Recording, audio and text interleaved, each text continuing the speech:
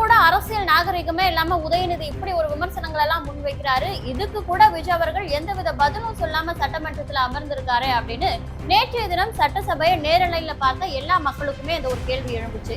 ஆனா விஜய் அவர்கள் பதில் சொல்லாம ஒண்ணும் இல்ல. உதயநிதியின் ஒவ்வொரு வரிக்கு வரை அவர் பதிலடி தெரிவிச்சிருக்காரு. அந்த பதிலடி என்ன அப்படின்றது தான் இந்த காணொலியில விரிவா பார்க்க போறோம்.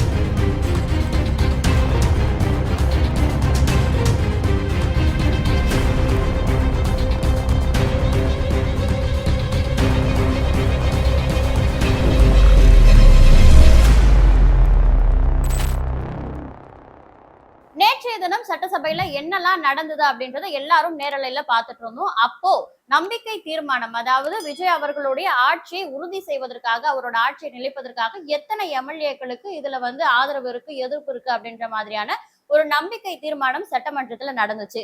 இதுல விஜய்க்கு ஆதரவா 144 எம்எல்ஏக்கள் ஆதரவு தெரிவித்து அவருடைய ஆட்சி உறுதி செய்யப்பட்டிருக்கு. ஆனா எதிர்த்து வாக்களித்த திமுகவின் எதிர்கட்சி தலைவரா இருக்கக்கூடிய உதயநிதி ஸ்டாலின் அவர்கள் அவருடைய உரையை ஆற்றக்கூடிய அந்த நேரத்துல பல விமர்சனங்களை முன் வச்சிருந்தாரு. விமர்சனங்களை தானே முன்வைக்கிறாரு, அதை நாகரிகமா முன் வச்சாரா அப்படின்னு பார்த்தா நிச்சயமா கிடையாது. அன்பார்லிமெண்ட் வேர்ட்ஸ், அதாவது திருட்டுத்தனமானு சொல்றதும், மாற்றம், துர்நாற்றம், இது போன்ற அன்பார்லிமெண்ட் வேர்ட்ஸ் எல்லாம் போட்டுதான் விமர்சனங்களை முன் வச்சாரு. கொஞ்சம் கூட அரசியல் நாகரிகமே இல்லாம ஒரு அநாகரிக பேச்சை பேசிய உதயநிதியை அங்கேயே வரிக்கு வரி பதிலடி கொடுக்காம விஜய் விட்டுட்டாரே அப்படின்ற ஒரு கேள்வி எல்லார் மனதிலும் நேற்றைய தினம் நேரலையை பார்த்தவங்களுக்கு எல்லாம் தோன்றி இருந்தது. ஆனா அதற்கு அப்புறமா விஜய் அவர்கள் சட்டமன்றம் முடிந்ததுக்கு அப்புறமா ஒரு அறிக்கை விட்டிருக்காரு. இதை பார்க்கும் பொழுது அந்த இடத்துல பேசாம வீட்டுக்கு போயிட்டு எதற்கு அறிக்கை விட்டுறாரு? ஏன்னா விஜய் அவர்கள் அறிக்கை விட்டதுக்கு உதயநிதி அவர்களுமே இதை தான் கேட்டிருந்தாரு. சட்டமன்றத்துல கேட்ட கேள்விக்கு வீட்டுக்கு போயிட்டு பதிலளிக்கக்கூடிய முதல்வரே அப்படின்ற மாதிரி சொல்லியிருந்தாரு. ஆனா சட்டமன்றம் அப்படின்றது மக்களுக்கான பிரச்சனையை பேசக்கூடிய ஒரு இடமே தவிர நீங்க வைக்கக்கூடிய அநாகரிகமான அரசியலுக்கு பதிலளித்து சண்டை போடக்கூடிய ஒரு இடம் இல்லை அப்படின்றது விஜய் அவர்களுக்கு, முதலமைச்சர் விஜய் அவர்களுக்கு நல்லாவே தெரிஞ்சிருக்கு. அதனால உங்களுடைய விமர்சனங்களுக்கு அந்த இடத்துல எந்தவித பதிலும் சொல்லாம அதற்கு பின்னாடி வரிக்கு வரி தன்னுடைய அறிக்கையில ஒவ்வொரு பதிலடியா கொடுத்திருக்காரு. அந்த பதிலடிகள் என்னென்ன அப்படின்னு பாத்தீங்கன்னா, வழக்கம் போல என் நெஞ்சில் குடியிருக்கும் அப்படின்னு சொல்லி தொடங்கக்கூடிய அந்த அறிக்கையில விஜய் அவர்கள் என்ன சொல்லியிருக்காரு அப்படின்னு பாத்தீங்கன்னா, இன்று சட்டமன்றத்துல மக்கள் அரசு, அதாவது நமது அரசு மீதான நம்பிக்கை கோரும் தீர்மானத்தை மக்கள் விரும்பும் முதலமைச்சர் என்ற முறையில் நாம் கொண்டு வந்தோம். அதன் மீதான விவாதம் தான் நடைபெற்றது. மக்களே, நீங்கள் பெரும் நம்பிக்கை வைத்துள்ள உங்கள் அன்பிற்குரிய அரசை ஆதரித்தும் எதிர்த்தும் பல்வேறு சட்டமன்ற கட்சியினரும் பேசினர். சிலர் நடுநிலை வகிப்பதாகவும் தெரிவித்தனர். சிலர் வெளிநடப்பும் செய்தனர். வெளிநடப்பு செய்தவர்கள் தான் திமுகவினர். நம்பிக்கை தீர்மானம் மீதான ஆதரவு மற்றும் எதிர்ப்பை பதிவு செய்யும் வகையில் எண்ணி கணக்கிடும் முறையில் அவையில் வாக்கெடுப்பு நடைபெற்றது. பொதுவா 2 முறையில வாக்கெடுப்புகள் நடைபெறும் இந்த தீர்மானத்தின் அடிப்படையில. ஒண்ணு குரல் வாக்கெடுப்பு, மற்றொன்று எண்ணிக்கை அடிப்படையிலான வாக்கெடுப்பு. இந்த 2ல எண்ணிக்கை அடிப்படையிலான வாக்கெடுப்பு தான் நேற்றைய தினம் நடந்தது. அதுதான் விஜய் அவர்களும் குறிப்பிட்டிருக்காரு. எண்ணி கணக்கிடும் முறையில் அவையில் வாக்கெடுப்பு நடைபெற்றது. அந்த வாக்கெடுப்பின்படி உங்கள் அரசு மீது நம்பிக்கை வைத்திருக்கும் சட்டமன்ற உறுப்பினர்களின் எண்ணிக்கை 144, அதாவது 144 பேர் ஆதரவு தெரிவித்திருந்தாங்க. அதை குறிப்பிட்டாரு.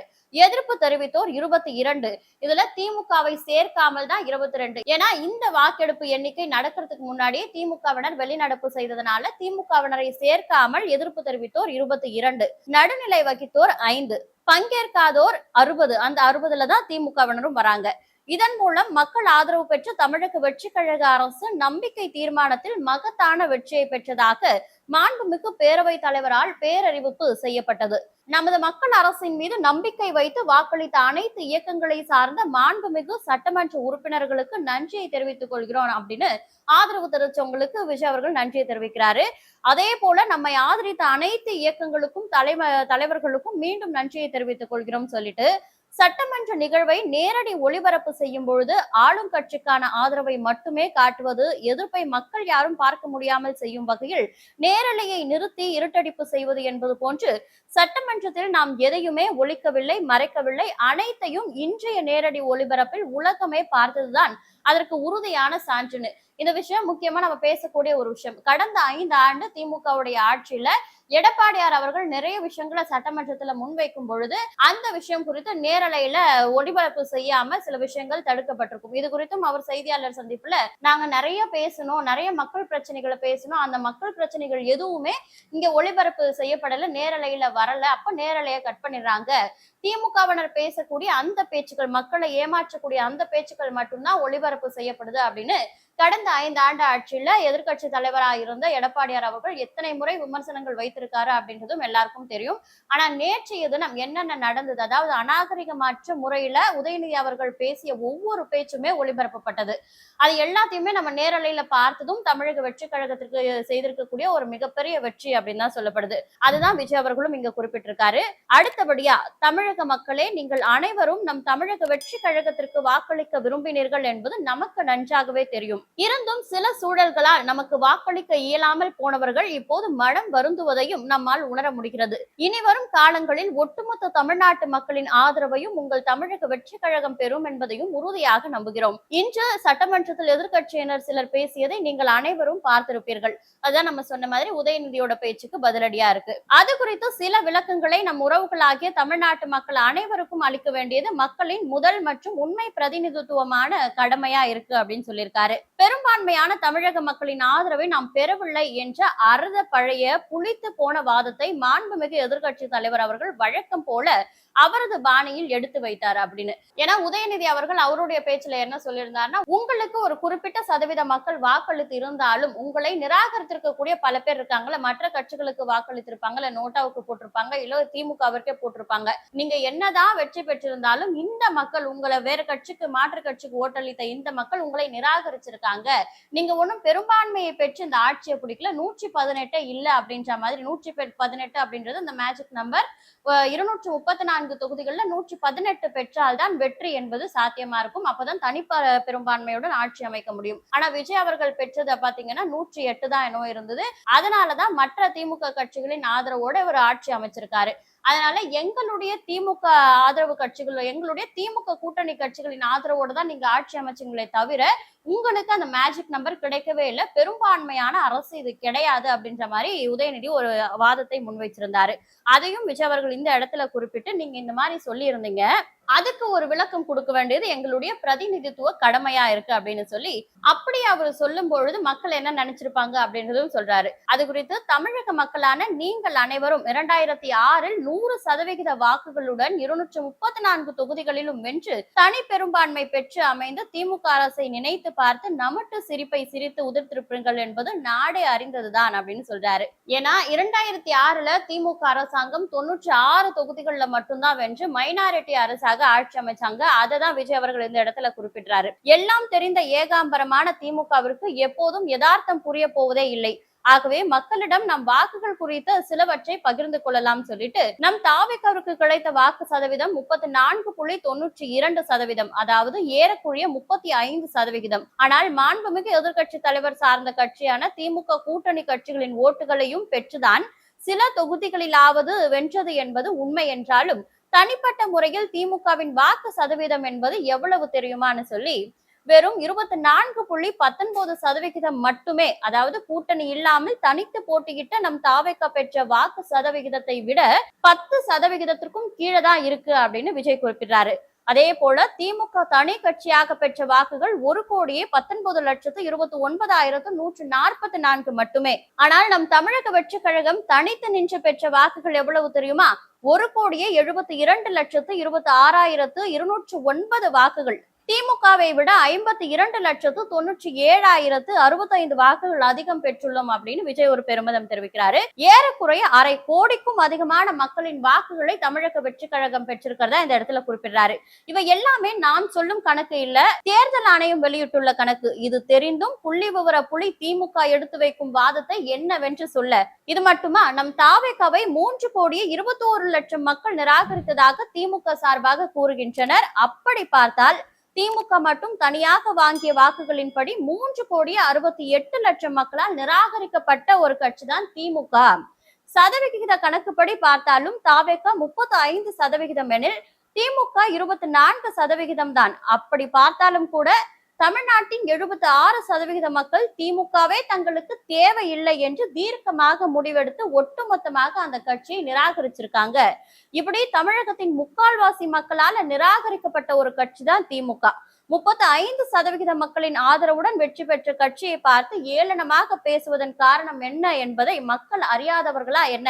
மக்கள் மீது கடன் சுமையை ஏற்றி வைத்துவிட்டு அது வளர்ச்சிக்காக பெற்ற கடன் என்று வாய் வித்தை காட்டும் திமுக நம்மை பார்த்து ஆதரவை கடன் பெற்றதாக கூறியுள்ளதை என்னவென்று சொல்ல அப்படின்னு சொல்லியிருக்காரு விஜய்.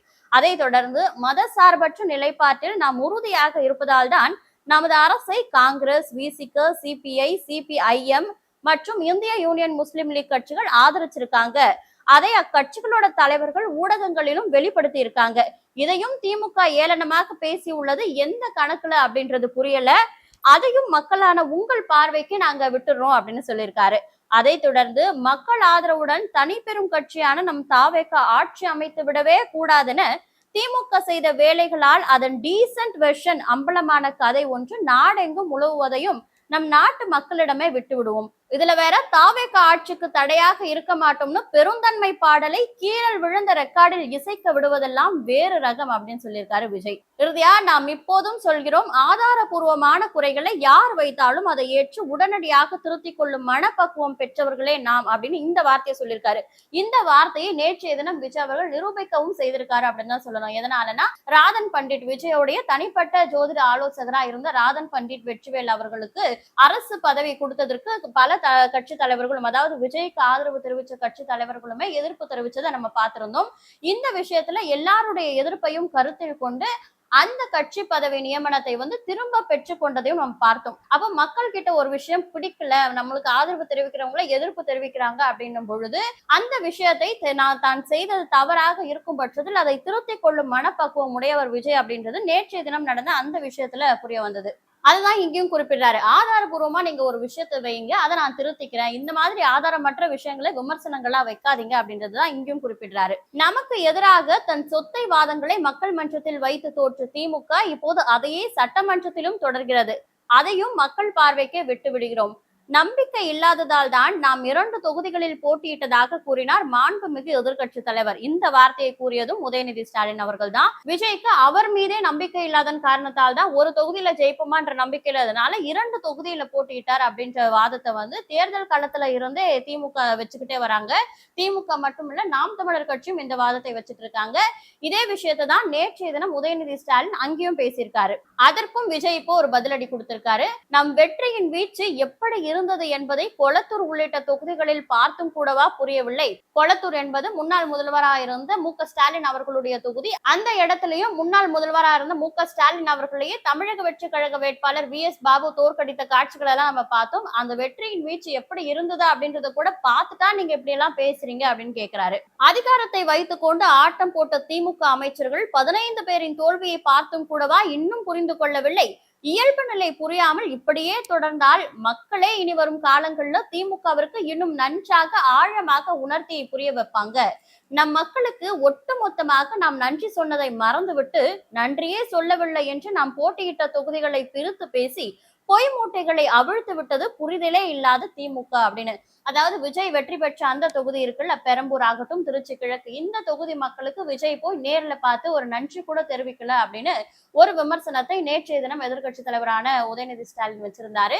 அதற்குதான் விஜய் சொல்றாரு, நான் ஒட்டுமொத்த மக்களுக்குமே எவ்வளவு நன்றி கடன் பட்டிருக்கேன் அப்படின்றத நிறைய விஷயத்துல சொல்லிட்டேன், இருந்துமே தனிப்பட்ட முறையில சொல்லல அப்படின்னு தொகுதி வாரியா பிரிச்சு சொல்றது இந்த புரிதலே இல்லாத திமுக அப்படின்னு சொல்றாரு. நம் மக்களை நாம் விரைவில் சந்திப்போம் என்பது நம் மக்களுக்கே தெரியும், நமக்கும் தெரியும்.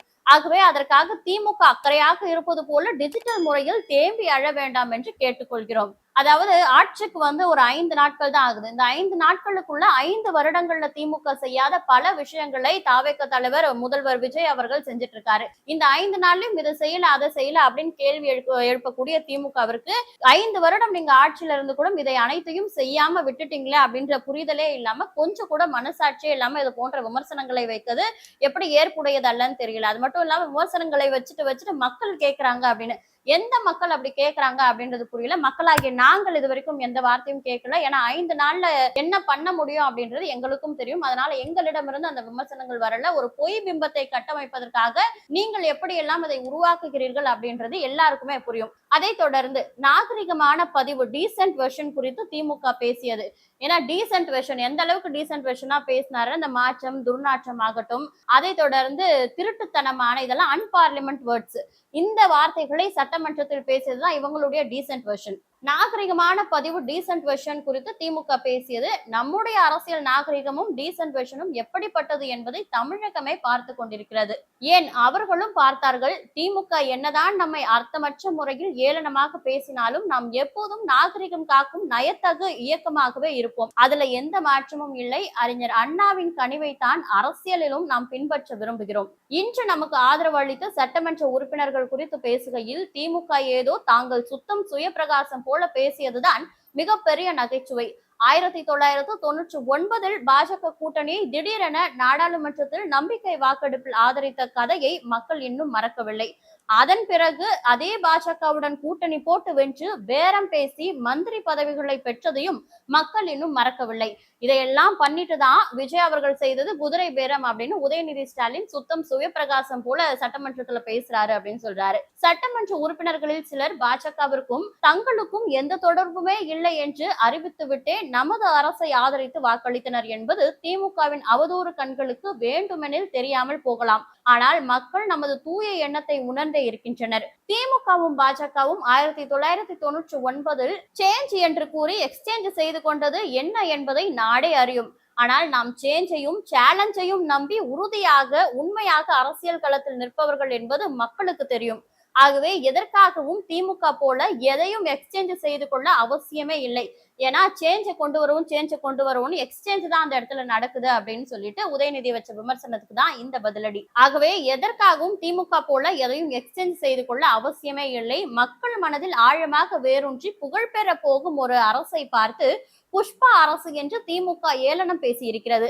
மக்கள் தந்த தோல்வியால கண்களிலும் காதுகளிலும் வாயிலும் மூக்கிலும் பொறாமையால் திமுக புகை கக்குவதாக தான் மக்கள் பேசிக் கொள்கின்றனர். மக்களே, உங்களால் புறக்கணிக்கப்பட்டவர்கள் நம்ம எப்படி வேண்டுமானாலும் புண்படுத்தட்டும், நமக்கு எதிராக புறம் பேசட்டும், புலம்பல் பாடல்கள் இசைக்கட்டும், நாம் அதை பற்றி கவலைப்பட போவதில்லை. மக்கள் பணியும் மக்கள் நலனுமே நமக்கு முக்கியம்.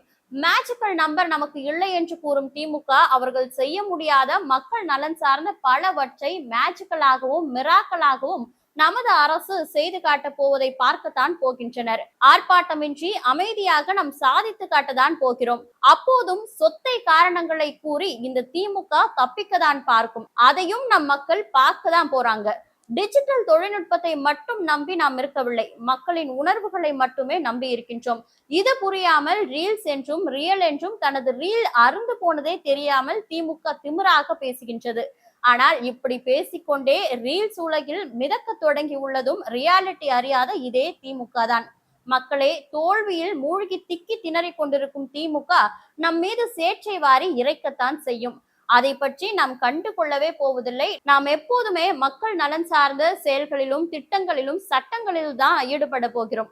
மதசார்பற்ற சமூக நீதி கொள்கையில் தான் நாமும் நமது அரசும் உறுதியாக இருக்க போகிறோம். அதை பார்த்து திமுக ஆட்சாமையில் அலறப்போவது உறுதி அப்படின்னு அந்த ஒரு 4 பக்க அறிக்கையில விஜய் வரிக்கு வரி உதயநிதிக்கு பதிலடியை கொடுத்திருக்காரு. விஜய் இவ்வளவு பதிலடியை கொடுத்ததற்கு அப்புறம் கூட நாங்க கீழே விழுந்துட்டோம், ஆனா எங்க மீசையில மண்ணே ஒட்டல அப்படின்னு திமுக விஜய் பெற்ற வாக்கு பெரும்பான்மையான வாக்கு கிடையாது, திமுகவிற்கே வெற்றி அப்படின்னு இன்னும் புலம்பிட்டு இருந்தாங்கன்னா அது இன்னமுமே திமுகவின் அறியாமை அப்படின்னு தான் எடுத்துக்கணும். சட்டமன்றம் அப்படின்றது சண்டை போடுவதற்கான இடம் கிடையாது, அது மக்கள் பிரச்சனைகளை பேசுவதற்கான இடம் அப்படின்னு எப்போ திமுக உணர்றாங்களோ அதற்கு வாய்ப்பு இல்ல. அப்படி உணராததால் தான் இப்ப எதிர்கட்சியில மக்கள் நிராகரிக்கப்பட்டு அவங்கள தள்ளி வச்சிருக்காங்க அப்படின்றதையாவது அட்லீஸ்ட் திமுக புரிஞ்சுக்கணும் அப்படின்றதுதான் எல்லாருடைய கருத்தா இருக்கு. நம்முடைய முதல்வர் விஜய் அவர்களின் இந்த பதிலடி அறிக்கை குறித்த கருத்து என்ன அப்படின்றத கமெண்ட்ஸ்ல சொல்லுங்க. இதே போன்ற மற்றும் ஒரு பதிவில் உங்களை சந்திக்கிறேன். அதுவரை உங்களிடமிருந்து விடைபெறுவது பவித்ரா சிவகுமார்.